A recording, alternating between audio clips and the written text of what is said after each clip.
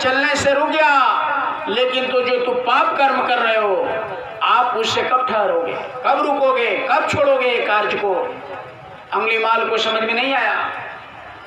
कहा कि जाओ माता पिता से पूछ कर आओ, जो ये तुम बुरे कर्म कर रहे हो, अरे इसमें कोई सहयोगी होगा, तुम्हारे साथ वो जाएंगे वहां जहां तुम्हारा हिसाब किताब होगा जमदूत के दरबार में। प्रेमियों, इतनी सी बात लग गई। मैं तो ठहर गया, भला तू कब ठहरेगा। मैं तो चलने से रुक गया, लेकिन तो जो अधर्म कर रहे हो, पाप कर रहे हो, झूठ बोल रहे हो, फरेब कर रहे हो, गलत कर्म कर रहे हो, पाप तो अपने माथे पर जो मर रहे हो, आप इससे कब दम लोगे, कब रुकोगे। बस एक सी बात, एक लाइन की बात अंगुलीमाल डाकू को जेहन में, दिल दिमाग में समझ में आ गया, और प्रेमियों वो बहुत बड़ा आगे चल करके संत बन गए। आपको पता है कि वो भक्त बन गए महात्मा बुद्ध के, और डाकू से वो महात्मा बन गए। तो प्रेमियों, पता नहीं सत्संग का कौन सा वचन आपको लग जाए और आपके जीवन को बदल दे। इसलिए प्रेमियों, एक एक वाणी को आप सुनेंगे। उसी तरीके से गोस्वामी जी महाराज को भी एक ही बात लगा था। जब गोस्वामी जी महाराज ने अपने होने वाली पत्नी से जमुना के उस पार मुर्दे पर चढ़ करके उस पार गए और सांप को पकड़ करके आंगन में जब कूदे, तो लड़की यानी इनकी पत्नी ने बोली कि अरे तुम कैसे जमुना को पार किया और तुम कैसे इस आंगन में आ गए। तो बताया कि जी मुर्दे को पता नहीं क्या बह कर जा रहा था, लेकिन जब मैं इस पार आया तो देखा गौर से तो मुर्दा था, और इसमें कैसे आ गए। तो मैंने देखा एक रस्सी लटक रहा था, उसी रस्सी को पकड़ करके मैं आंगन में आ गया। गौर से देखा तो सर्प था। कहा कि तुम जितना नशे में हो, जितना तुम विरह वेदना में हो मिलने के लिए, अगर इससे थोड़ा सा भी अगर प्रेम और श्रद्धा उस मालिक से, उस प्रभु से, परमात्मा से, ईश्वर से, भगवान से हो जाए तो तुम्हारा यह जीवन बदल जाए। बस इतनी सी बात पत्नी की सुनकर उल्टे पांव लौट गए गोस्वामी जी महाराज, और गोस्वामी जी महाराज ने गुरु के खोज में निकल गए। कंज गुरु ने राह बताई, देह गुरु से कछु नहीं पाई। कंज नाम के गुरु मिल गए, और उन्होंने ऐसी युक्ति, ऐसी साधना बताया कि गोस्वामी जी महाराज ने साधना कर करके, और उनका नाम तो गोस्वामी जी नहीं था, आप जानते हैं रामायण के रचयिता गोस्वामी जी महाराज का क्या नाम था, लेकिन उस नाम से गोस्वामी हो गए। गोस्वामी किसको कहते? गो मीन्स मन, स्वामी मीन्स पति, यानी मन को जो कब्जा में करता है, मन को जो बस में रखता है, उसको कहते हैं गोस्वामी। यानी वो गोस्वामी जी महाराज ने जो अपने मन के पीछे चला करते थे, अब मन को अपने पीछे चलाने लग गए, उसी को गोस्वामी कहलाने लग गए। इतने बड़े महापुरुष बन गए कि इतना मोटा ग्रंथ उन्होंने बना दिया, जो सबसे ऊंचा ग्रंथ माना जाता है, जिसको आप रामचरितमानस, सब हिंदू भाई के घर में रामचरितमानस मिलेगा। तो प्रेमियों, एक लाइन में उनका साधारण मनुष्य से वो महात्मा महापुरुष बन गए, और आपके घर में पड़ा है इतना सा मोटा किताब ग्रंथ, जो गोस्वामी जी महाराज ने तपस्या साधना करके जब उस मालिक को, प्रभु को, परमात्मा को, ईश्वर को प्राप्त किया उन्होंने, तब अपने दिव्य दृष्टि जब खुला, तो दिव्य दृष्टि से जब देखा कि क्या लीलाएं अंदर में हो रही है, उसको उन्होंने लिख डाला, वही रामचरितमानस कहलाया। राम का चरित्र, यानी अंदर में जो उस प्रभु का चरित्र हो रहा है, जो लीला हो रहा है, जो उन्होंने देखा वो लिख दिया, वर्णन कर दिया।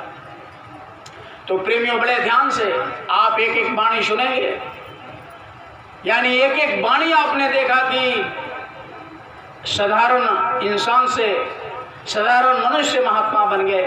तो प्रेमियों, मैं फिर आपसे इस अमर छतौनी के बारे में बताऊंगा, जिनका तस्वीर आपके सामने लगा है महापुरुष का। मैं उनके बारे में थोड़ा विस्तार से आपको बता रहा हूं, क्योंकि आप तब से सुन रहे हैं कि जय गुरुदेव नाम किसका, तो प्रभु का। जय गुरुदेव नाम किसका, प्रभु का। बहुत लोग को शंका होता है कि जय गुरुदेव नाम कहाँ से आ गया। अरे राम नाम, कृष्ण नाम, ये हरि नाम, गोपाल नाम, ये तो भगवान का हम जानते हैं, लेकिन ये जय गुरुदेव नाम कहाँ से टपक गया? तो बड़े ध्यान से सुनिएगा प्रेमियों। गुरु महाराज ने कहा कि यह जय गुरुदेव नाम तेरा नहीं है, जय गुरुदेव नाम मेरा भी नहीं है, यह जय गुरुदेव नाम प्रभु का है, परमात्मा का है, ईश्वर का है, खुदा का है, गॉड का है। कहा कि जैसे सूर्य निकलता है इधर पूरब से और पश्चिम को डूबता है, तो किन की शक्ति से? कोई तो शक्ति है प्रेमियों, जो सूर्य इधर से निकलते हैं और इधर अस्त होते हैं। कोई तो ऐसी शक्ति है जो रात और दिन कर रहा है। गुरु महाराज ने कहा कि उस शक्ति का नाम ये भगवान का है, यानी जय गुरुदेव नाम उस शक्ति का है जिसके आदेश से रात और दिन होते हैं प्रेमियों।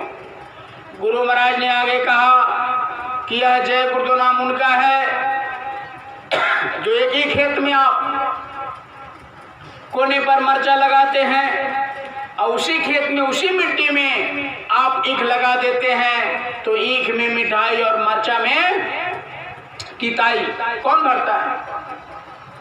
कोई तो शक्ति है कि मिट्टी, दोनों पौधे को वही मिट्टी मिला, वही पानी मिला, लेकिन वही मिट्टी और पानी से प्रेमियों एक में मरचा में तिताई और ईख में मिठाई आ गया।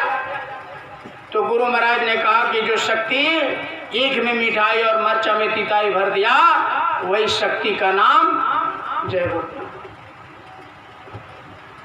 तो प्रेमियों, गुरु महाराज ने कहा, तीसरा परिभाषा गुरु महाराज ने कहा कि यह जय गुरुदेव नाम किसी इंसान का, पहाड़ का, धर्म का, पार्टी का, महात्मा का नहीं है, कोई साधु का, तेरा हमारा नहीं है।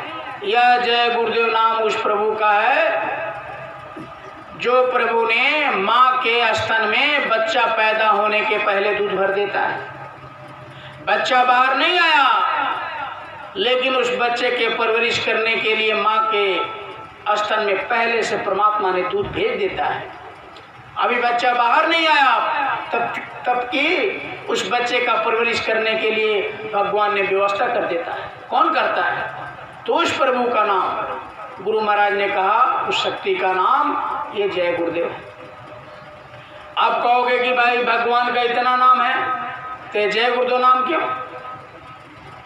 तो प्रेमियों बड़े ध्यान से सुनिएगा कि जय गुरुदेव नाम उस मालिक का, प्रभु का, अभी आपने सुना कि गुरु महाराज ने बताया कि शक्ति का नाम है। तो आपको मन में होगा तो गुरु महाराज को आप जय गुरुदेव बाबा क्यों कहते हैं, या उस पर फोटो के नीचे लिखा रहता है बाबा जय गुरुदेव। तो जब जय गुरुदेव भगवान का है, इनका आप नहीं है, तो इनका नाम क्या है? तो आप आंगन में पौधा लगाते हैं, सभी माताएं बहन, वहाँ दिया जलाते हैं, दीपक, वो पौधे का जो नाम है उसी में दास लगा देंगे, तो बाबा जय गुरुदेव जी महाराज का नाम हो जाएगा। तो आप समझ गए होंगे। या रामचरितमानस के जो रचयिता हैं गोस्वामी जी महाराज, उनका जो नाम है वही नाम गुरु महाराज का भी है। तो आप समझ गए होंगे। तो पीछे से माताएं बैठी हुई